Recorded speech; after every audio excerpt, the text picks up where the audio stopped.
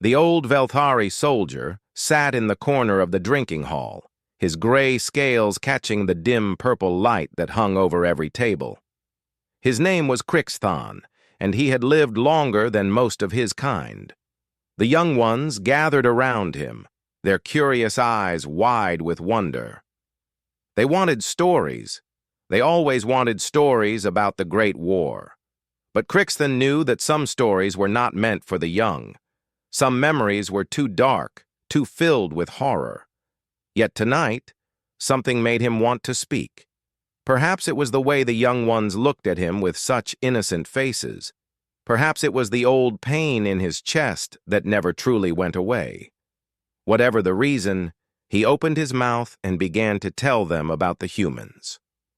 "You want to know about war," Crixthon said, his voice rough like stones grinding together. "You want to hear about glory and honor. But I will tell you what war really is.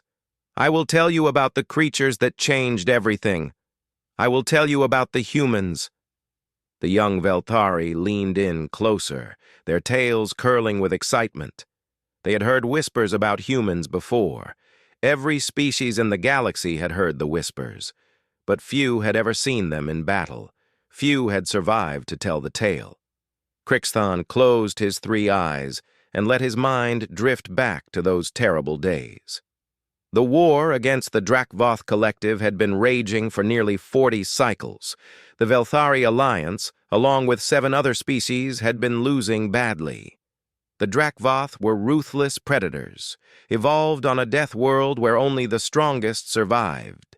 They swept through star systems like a plague, consuming everything in their path. Colony after colony fell, fleet after fleet was destroyed, hope was dying across the galaxy. Then the humans arrived. Crixthon remembered the first time he saw their ships. They were ugly things built without elegance or beauty. Where Velthari vessels curved like swimming creatures, human ships were blocky and covered with strange protrusions. They looked like they had been built in a hurry, welded together from scrap metal and desperate prayers. The other officers in Crixthon's fleet had laughed at them. They called them primitive. They said these new allies would be useless in the real fighting. They were so very wrong. The first battle where Crixthon fought alongside humans was at the Nexus of Carthon. It was a space station built into an asteroid, serving as a supply point for the entire sector. The Drakvoth had sent 300 warships to take it. The Alliance Defense Force had only 50 ships, including 12 human vessels that had just arrived from their home system. Everyone knew it was hopeless. Everyone was preparing to die. Crixthon was commanding a small patrol vessel called the Swift Shadow. His job was simple: scan enemy positions and relay information to the larger battleships. He was not meant to fight. He was meant to watch and report.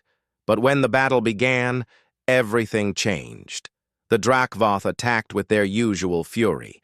Their ships were covered in organic armor that could heal itself, and they fired weapons made from crystallized pain, energy beams that did not just kill but caused unbearable agony before death. Crixthon watched as the first wave of Alliance ships was torn apart. He saw the flagship of Admiral Vortain explode in a ball of green fire. He saw escape pods being hunted down and destroyed for sport. The Drakvoth did not take prisoners. They only took pleasure in killing. Then the human ships moved forward. Crixthon had expected them to hang back, to protect themselves like any sensible species would. Instead, they charged directly at the enemy fleet. Their ugly vessels accelerated to speeds that should have been impossible for ships of their size. Warning signals flashed across Crixthon's console. The sensors were telling him that the human ships were pushing their engines far beyond safe limits. They were going to tear themselves apart before the enemy even touched them. But they did not tear apart. The first human ship to reach the enemy line was a destroyer called the Edinburgh. It was smaller than most Drakvoth cruisers, yet it flew straight at the largest enemy vessel without hesitation. The Drakvoth fired everything they had. Crystal beams slammed into the Edinburgh's hull. Organic missiles exploded against its armor. Any other ship would have been destroyed in seconds, but the Edinburgh kept coming. Crixton watched in stunned silence as the human ship returned fire. Its weapons were nothing special by galactic standards, simple kinetic projectiles and basic plasma cannons. But the humans fired with a speed and accuracy that seemed almost supernatural. Every shot hit its target. Every missile found its mark. The Drakvoth cruiser's shields flickered and died under the constant bombardment. Then the Edinburgh did something that Crixton would never forget. Instead of pulling away after its attack run, it continued flying straight ahead. For a moment, Crixton thought the human captain had lost control. Then he realized the truth. The Edinburgh was going to ram the enemy ship. The impact was spectacular. The Edinburgh's reinforced bow tore through the Drakvoth cruiser's organic hull like a blade through soft flesh. Both ships exploded together, creating a fireball that briefly outshone the nearby star. Crixton stared at his sensors, unable to believe what he had just witnessed. The humans had sacrificed themselves to destroy a single enemy ship. But that was only the beginning. The other human vessels spread out across the battlefield, each one finding a Drakvoth target and engaging it without fear. They used tactics that no other species would consider. They flew through debris fields at maximum speed, using the wreckage as cover. They positioned themselves between Drakvoth ships and the Nexus station, taking hits that were meant for the civilians hiding inside. When their weapons ran empty, they used their ships as battering rams, crashing into enemy vessels in acts of mutual destruction. Crixton received a communication request from the human flagship, a battlecruiser named the Unconquered. He accepted the link, and a human face appeared on his screen. It was a female with brown skin and eyes that looked like they had seen too much death. She spoke in the strange, clicking language of her species, but the translator converted her words into Velthari speech. "This is Captain Amara Okonkwo of the Unconquered. All Alliance vessels, we need you to protect the evacuation transports. Get those civilians out of here. We will hold the line." Crixton's second officer, a young female named Velsara, turned to him with confusion in her eyes. "Commander, there are nearly 300 enemy ships remaining. The humans cannot possibly hold them back." "I know," Crixton replied, his voice barely a whisper. He watched as the 12 human ships formed a line between the Drakvoth fleet and the Nexus station. They were so small compared to the enemy force, so fragile. Yet they held their position without retreating. One by one, Alliance vessels began moving toward the evacuation transports, following Captain Okonkwo's orders. The civilians needed to escape, and the humans were giving them the time to do so. The Drakvoth attacked the human line with overwhelming force. Ship after ship was destroyed. The Edinburgh was already gone. The Manchester fell next, torn apart by concentrated fire from 6 enemy cruisers. Then the Nairobi, the Mumbai, and the Sao Paulo. Each human vessel fought until it could fight no more, and when fighting became impossible, they crashed themselves into the enemy, taking as many Drakvoth with them as they could. Crixton found himself crying, something he had not done since he was a hatchling. He was watching creatures he had just met throw away their lives for people they did not know. The humans had no connection to the Veltari. They owed the Alliance nothing, yet they were dying in the most horrible ways imaginable to give strangers a chance to live. The evacuation transports escaped. 40,000 civilians made it to safety because of what the humans did that day. But of the 12 human ships that had arrived at the Nexus of Carthon, only 2 survived the battle. The Unconquered was one of them, though it was so badly damaged that it could barely fly. Captain Okonkwo had lost her left arm and half her crew, yet when Crixton spoke to her after the battle, she simply smiled and said, "We did what needed to be done." Crixton paused in his story, reaching for his drinking cup with a shaking hand. The young Velthari around him were silent, their earlier excitement replaced by something deeper, something that looked like fear. "That was your first battle with humans," one of the young ones said. "What happened next?" Crixthon took a long drink and set the cup down. What happened next was worse, much worse, because that battle taught me something important about humans, something that should terrify every species in the galaxy. The young ones leaned closer. What did you learn? Crixthon looked at them with his ancient, tired eyes. I learned that humans do not fear death. They do not fight because they want to survive. They fight because there are things they consider more important than survival, and any creature that values something more than its own existence is capable of doing terrible, wonderful, impossible things. He closed his eyes again, preparing himself for the next part of his story. The part that gave him nightmares even now, decades after the war had ended. The part about what happened when humans fought on the ground, where their true nature was revealed.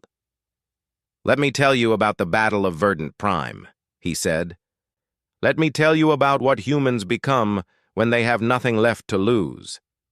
The young Velthari settled in for another tale, not knowing that what they were about to hear would change how they saw the universe forever. For Crixthon was about to describe the darkest, most savage aspects of human nature.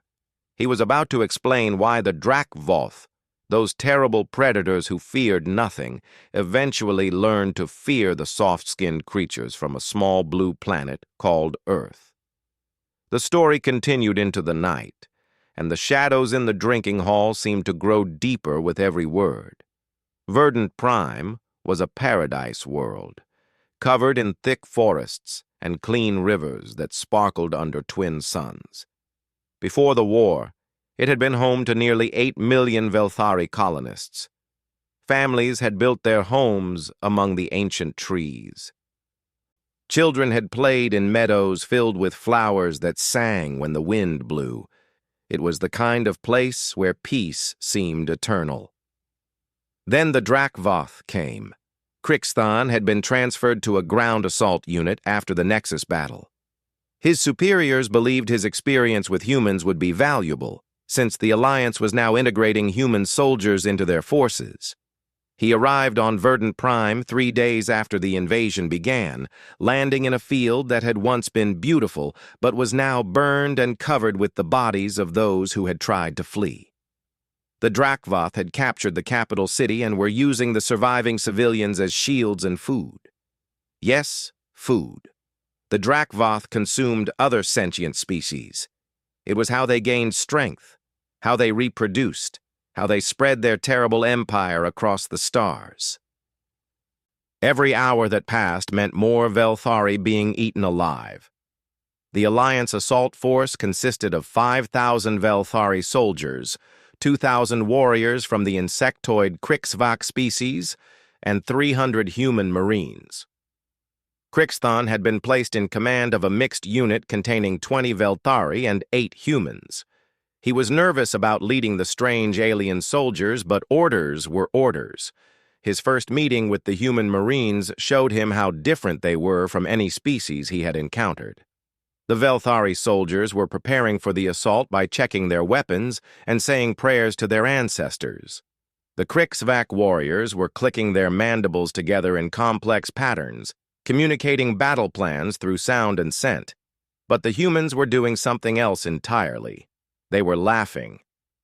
Crixthon approached the group of 8 Marines, confused by their behavior. They were sitting in a circle, sharing food and drink from their personal supplies, telling stories and joking with each other. One of them, a large male with pale skin and red hair, was describing something called a camping trip that had apparently gone wrong in a humorous way. The others were laughing so hard that tears ran down their faces. "Excuse me," Crixthon said, his translator converting his words into human speech. "We are about to assault an enemy position where thousands of your allies are being eaten alive. Why are you laughing?" The red-haired Marine looked up at him with bright green eyes. "Because we might all be dead in a few hours, Commander. If this is our last meal, we want it to be a good one." Crixthon did not understand. "You face death with humor? Does your species not feel fear?" A female Marine with dark hair and skin the color of copper stood up and approached him. Her name tag identified her as Sergeant Rosa Delgado. "We feel fear, Commander. We feel it very strongly. But we have learned that fear is just a feeling. It cannot hurt us unless we let it control us. So we laugh, we joke, we remind ourselves why we fight. And when the time comes, we use our fear as fuel." "Fuel for what?" Sergeant Delgado smiled, but there was something cold and dangerous behind that smile. "Fuel for violence, Commander. Fuel for the kind of destruction that will make our enemies wish they had never been born." The assault began at dawn. Crixthon led his mixed unit through the burned forest toward the eastern edge of the city. Their mission was to secure a landing zone for reinforcement dropships, while the main force attacked from the north. It should have been a simple task. It was anything but simple. The Drakvoth had set traps throughout the forest. Hidden explosive devices erupted from the ground, throwing bodies into the air. Snipers hidden in the trees picked off soldiers one by one. Within the first hour, Crixthon had lost half of his Velthari troops and 3 of the Crixvok warriors assigned to support them. But he had not lost a single human.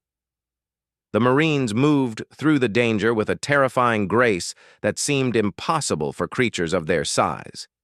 They anticipated the traps before they were triggered, somehow sensing the hidden devices through methods Crixthon could not understand. When the snipers fired, the humans were already moving, dodging shots that should have killed them, and when they located an enemy position, they attacked with a ferocity that made Crixthon's blood run cold. He watched Sergeant Delgado engage a Drakvoth warrior in close combat. The Drakvoth was twice her size, covered in thick chitinous armor, armed with claws that could tear through metal. By all logic, the human should have been killed in seconds.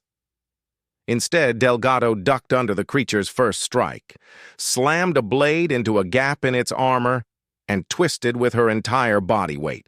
The Drakvoth screamed as its internal organs were shredded. Delgado kicked it to the ground and finished it with a shot to the head. The entire fight had taken less than 10 seconds. "How did you do that?" Crixthon asked, his voice trembling. "That creature was larger and stronger than you. Its armor should have been impenetrable." Delgado wiped the alien blood from her blade. "Humans evolved as pursuit predators, Commander. We spent millions of years hunting things bigger than us. We learned to find weaknesses in every enemy, to study them, to understand exactly where to strike for maximum damage." She pointed at the dead Drakvoth. "Their armor is strong, but there are gaps at the joints where the plates connect. Hit those spots with enough force, and they die just like anything else." The red-haired Marine, whose name was Corporal Patrick O'Brien, laughed from nearby. "Plus, we're just really, really angry. These bug-eaters killed 60 million of our people at New Dublin. Every one of us lost someone. Family, friends, lovers. We're not here just to win a war, Commander. We're here for revenge." Crixthon had heard about New Dublin. It was one of the first human colonies to be attacked by the Drakvoth. The entire population had been consumed within a week. The images that human ships had broadcast to the galaxy were still burned into Crixthon's memory. Piles of bones, rivers of blood, hatcheries where human children had been kept alive to be eaten slowly. Looking at Corporal O'Brien's eyes, Crixthon saw something that frightened him more than any Drakvoth ever could. He saw a hunger for violence that matched anything the enemy could produce. He saw a creature that had been pushed beyond the limits of mercy, beyond the boundaries of civilization, into a primal state where only destruction mattered. The humans were not just fighting a war. They were waging a crusade of vengeance. The unit reached the designated landing zone after hours of brutal fighting. Crixthon had lost all but 3 of his Velthari soldiers and both remaining Crixvok. But all 8 humans had survived. They were wounded, bleeding from dozens of cuts and burns, yet they kept moving. They kept fighting. They refused to fall. When the reinforcement dropships arrived, Crixthon thought the mission was complete. He was wrong. A Drakvoth assault force emerged from the ruins of a nearby building. There were at least 50 of them, heavily armed warriors in full battle armor. They had been hiding, waiting for the Alliance to let its guard down.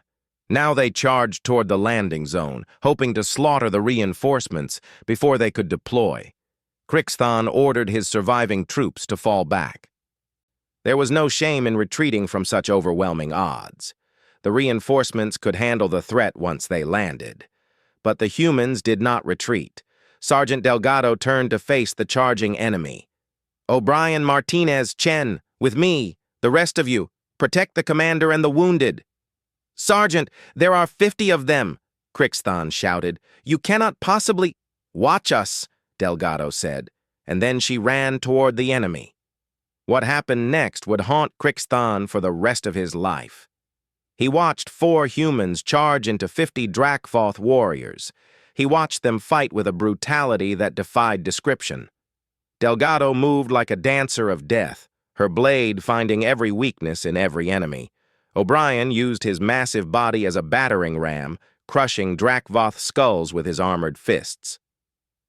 Martinez fired his weapon with impossible accuracy, taking down enemies at distances that should have been impossible. Chen fought with something the humans called martial arts, using the enemy's own strength against them, flipping Drakvoth warriors twice her size and breaking their limbs with practiced precision. They killed 32 Drakvoth before the reinforcements finally landed. Sergeant Delgado was carried to the medical station with 17 wounds on her body. 3 of them should have been fatal. She was placed in critical care, and the medics said she would probably die within the hour. She survived. 2 days later, she was back on her feet, asking for a weapon and a new mission. The medics tried to stop her, but she simply walked past them, her eyes burning with that cold fire that Crixthon had learned to recognize. "Why do you keep fighting?" Crixthon asked her. "You were dying. You should be resting. Why push yourself like this?" Delgado looked at him, and for a moment the coldness faded. Underneath, Crixthon saw pain. Deep, terrible pain that had been buried under layers of anger and purpose. "Because if I stop, Commander, I will start thinking. And if I start thinking, I will remember everyone I have lost. My husband, my children, my parents. All consumed on New Dublin while I was stationed on a ship far away. Unable to do anything." Her jaw tightened. "I fight because it is all I have left. I fight because every Drakvoth I kill is one less monster in the universe. I fight because stopping means accepting that everyone I loved is gone. And I am not ready to accept that. Not yet. Maybe not ever." She walked away, heading toward the front lines, toward more death and more violence. Crixthon watched her go, finally understanding something fundamental about humans. They did not fight despite their pain. They fought because of it. They channeled their grief and their rage into something that could break armies. They turned their broken hearts into weapons more terrible than any technology could produce. The young Velthari, listening to Crixthon's story, had tears in their eyes. Some of them were shaking. The tale of Verdant Prime was not a story of glory. It was a story of trauma, of loss, of creatures pushed beyond their breaking point. "What happened to Sergeant Delgado?" one of the young ones asked. Crixthon finished his drink. "She survived the war." "Many humans did not, but she did. I heard that she returned to Earth afterward and spent years in something humans call therapy, trying to heal the wounds in her mind. I do not know if she ever succeeded. Humans are strange creatures. They can endure almost anything, but the cost of that endurance is often their sanity." "And the war? How did it end?" Crixthon's old eyes grew distant. "The war ended in fire and screaming. It ended on the Drakvoth homeworld, where humanity showed the galaxy what they were truly capable of. What I am about to tell you is the darkest part of my story. It is the reason I have nightmares. It is the reason I both love and fear humans with every fiber of my being. He gestured for more drink, preparing himself for the final tale. The tale of how humanity did not just defeat the Drakvoth collective. The tale of how they erased it from existence. The Drakvoth homeworld was called Charketh, a name that translated roughly to the Eternal Nest in the Alliance common tongue. It was a massive planet, 3 times the size of any world Crixthon had ever visited, covered in volcanic mountains and seas of boiling acid. The Drakvoth had evolved in this hellish environment, which explained why they were so difficult to kill. They were born from fire and poison, shaped by a world that murdered anything weak. For 50 cycles, no Alliance fleet had dared approach Charketh. The planet was protected by orbital defense platforms, millions of ground-based weapons, and a fleet of over 10,000 warships. Any attempt to invade would result in complete destruction. The Alliance leaders had accepted that the war would never truly end until Charketh fell, but they also accepted that taking it was impossible. Humanity disagreed. Crixton was serving on the Alliance command ship Dawn of Hope when the human admiral addressed the combined fleet. Her name was Admiral Grace Washington, a tall woman with silver hair and eyes that had seen more death than any creature should see. She stood before the holographic display showing Charketh and its defenses, pointing at various positions with a calm confidence that made the other officers nervous. "The Drakvoth believe they are safe here," Admiral Washington said. "They have spent millennia building these defenses. They think nothing in the galaxy can break through them.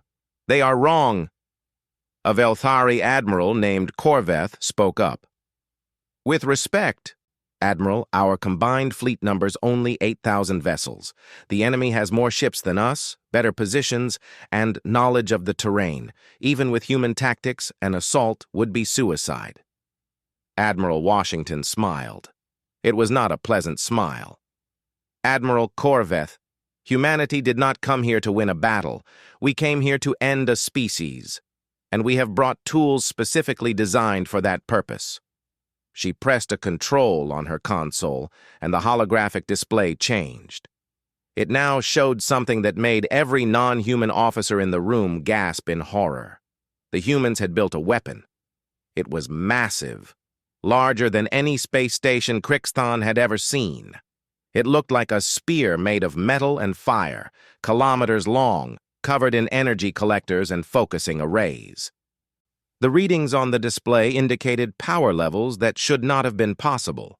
It was drawing energy directly from a nearby star, channeling forces that could reshape reality itself. "We call it the Hammer of Earth," Admiral Washington said. "It is capable of delivering a concentrated energy blast equal to the output of a supernova. It took us 15 cycles to build, using resources from every human colony in the galaxy. It cannot be stopped, cannot be deflected, and cannot be survived." Corveth's scales had turned pale white, a sign of extreme fear in Velthari. "You built a weapon capable of destroying a planet? Do you understand what this means? This is forbidden technology. The Galactic Accords specifically prohibit—" "The Galactic Accords were written by species that had never faced extinction," Washington interrupted, her voice suddenly cold. "The Drakvoth consumed 300 million humans. They ate our children. They bred in our cities. They turned our worlds into feeding grounds. And you expect us to follow rules written by people who have never known that kind of horror?" She stepped closer to the holographic display, her reflection merging with the image of the terrible weapon. "The Alliance asked humanity to join this war because you were losing. Because the Drakvoth were going to consume every species in the galaxy one by one until nothing remained. We agreed to help, but we never agreed to fight fair. We agreed to win, and this is how we win." The assault on Charketh began 3 days later. Crixthon watched from the Dawn of Hope as the Alliance fleet engaged the Drakvoth defenders. Thousands of ships clashed in the void, filling space with fire and death. The humans led the attack, their vessels pushing through enemy lines with the same reckless courage they had shown at every battle. Ships exploded, crews died. The darkness between stars turned red with burning wreckage. But the humans were not trying to win the space battle. They were creating a distraction. While the fleets fought, the Hammer of Earth was moving into position behind a nearby moon, hidden from Drakvoth sensors. It needed time to charge its terrible weapon, time to gather enough energy to deliver its killing blow. Every ship that died in the battle was buying that time. Crixthon found himself watching the human vessels with a mixture of admiration and dread. They knew what was coming. They knew that once the hammer fired, the war would be over in the most terrible way possible. Yet they fought anyway, sacrificing themselves for a future they would not live to see. After 6 hours of constant battle, the Alliance fleet had been reduced to half its original size. The Drakvoth had lost even more ships, but their ground defenses remained intact, and reinforcements were arriving from other systems. Admiral Washington ordered all surviving vessels to pull back to a safe distance. The Drakvoth, sensing victory, began to pursue. Then the Hammer of Earth emerged from behind the moon. Crixthon would never forget the sight. The massive weapon glowed with the light of a captured star, its energy collectors blazing with power that hurt to look at directly. It turned slowly, ponderously, until its pointed tip was aimed at Charketh. The Drakvoth recognized the threat too late. They tried to redirect their fleet, to intercept the weapon before it could fire. But they were too far away, too slow, too arrogant in their belief that nothing could threaten their home world. Admiral Washington's voice came through the communication system, broadcast to every ship in the fleet. This is for New Dublin. This is for Tau Ceti. This is for every man, woman, and child you consumed. This is for all of them. She gave the order.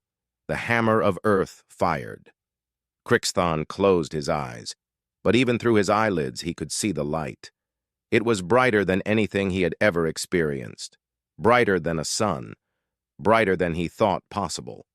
The energy beam crossed the distance to Charketh in an instant, passing through the Drakvoth fleet like it was nothing, burning through orbital defenses, piercing the atmosphere. When Crixthon opened his eyes again, Charketh was gone. Not destroyed, not broken, gone. Where the massive planet had been, there was now only a cloud of superheated gas expanding outward at incredible speed. The Hammer of Earth had not just killed the Drakvoth homeworld, it had vaporized it.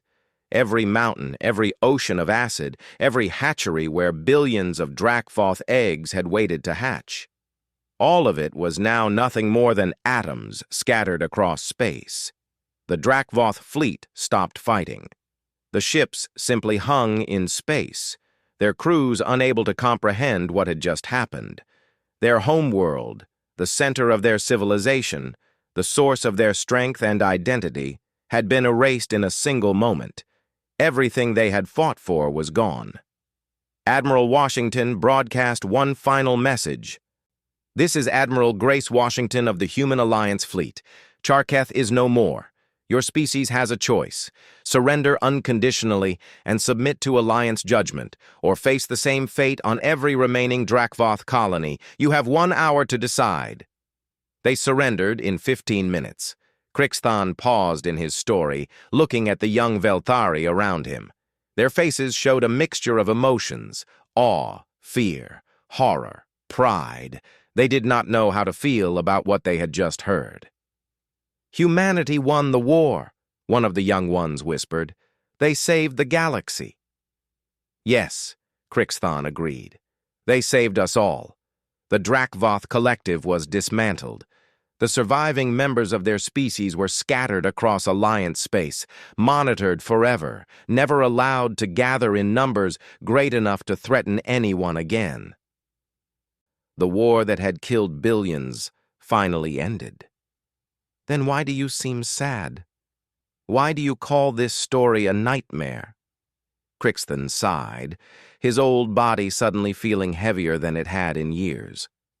Because I learned something that day. Something that keeps me awake at night even now. The humans did not celebrate after the hammer fired. They did not cheer or embrace or show any of the emotions you might expect from victory. Instead, they were quiet. Some of them were crying. Admiral Washington herself locked herself in her quarters for 3 days and refused to see anyone. He leaned forward, making sure the young ones understood his next words. Humans are capable of anything. They can love with a passion that burns brighter than stars. They can create art and music and beauty that brings tears to your eyes. But they can also destroy on a scale that should be impossible. They can erase entire species from existence if they believe it is necessary. And the most terrifying part? They hate themselves for it. What do you mean? I spoke to Admiral Washington years after the war ended. She was retired by then, living on a small island on Earth, trying to find peace. I asked her if she regretted what she had done. She looked at me with those tired eyes and said something I will never forget. Crixthan's voice grew soft, almost a whisper. She said, "I saved the galaxy by becoming the very monster I was trying to destroy. Every night I dream of Charketh. I see the billions of lives I ended in an instant. The eggs that would never hatch. The children who would never be born. I know it was necessary. I know they would have consumed us all. But knowing that does not make it easier. It does not wash the blood from my hands. I will carry this weight until I die, and perhaps beyond. That is the price of being human. We can do terrible things, but we never forget them. We never stop feeling the horror of our own potential." The drinking hall had grown very quiet. Even the staff had stopped working to listen. Crixthan's story had touched something deep in everyone present, a recognition of the complexity of existence, of the thin line between hero and monster. "So that is my tale," Crixthan said finally. "That is why I both respect and fear humans more than any species in the galaxy. They are capable of the greatest love and the greatest destruction. They will sacrifice everything for strangers, then weep for the enemies they were forced to kill. They carry the weight of their actions forever, never allowing themselves to forget, never granting themselves forgiveness." He stood up slowly, his old joints protesting the movement. "If you ever meet a human, young ones, treat them with respect. They are not gods or demons. They are simply creatures who feel everything more deeply than we can imagine. Their strength comes from their weakness, their courage from their fear, their violence from their love. They are the most dangerous and the most beautiful species I have ever known." Crixthan walked toward the door of the drinking hall, pausing at the threshold. He looked back at the young Velthari one last time. "Remember what I have told you. Remember that the universe is vast and filled with wonders and horrors, and remember that somewhere in that vastness, on a small blue planet called Earth, there exists a species that changed the course of galactic history, a species that saved us all and cursed themselves in the process. Remember the humans, young ones. Remember them always."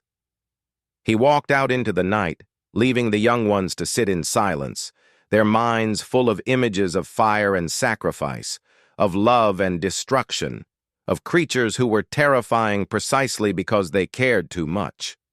The stars shone overhead, cold and distant, unchanged by the stories of war and survival. But somewhere among those stars, human ships still flew, human colonies still grew, and human hearts still beat with that strange mixture of hope and sorrow that made them unique in all the galaxy.